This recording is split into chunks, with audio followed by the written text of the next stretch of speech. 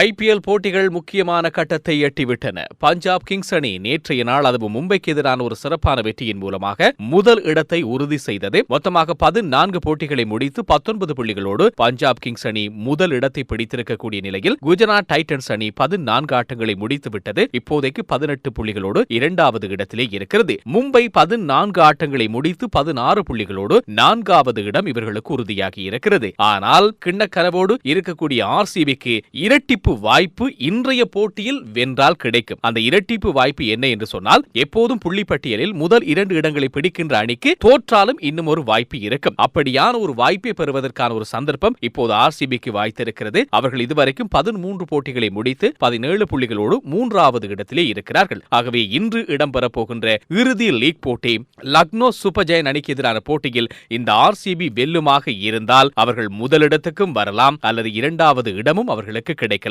எது எப்படியோ வென்றால் முதலாவது தகுதிகாண் ஆட்டத்துக்கு தகுதி பெறுகின்ற அணியாக ஆர்சிபி மாறும். ஒருவேளை தோற்று போனால் வெளியேற்றுதலுக்கான ஆட்டம், அதாவது ஒரே ஒரு வாய்ப்பு தான், மும்பையோடு கட்டாயம் ஆர்சிபி மோத வேண்டும். ஆகவே கொஞ்சம் ஆபத்தை குறைத்துக் கொள்ள இன்றைய போட்டியில் ஆர்சிபி நிச்சயமாக வென்றே ஆக வேண்டும்.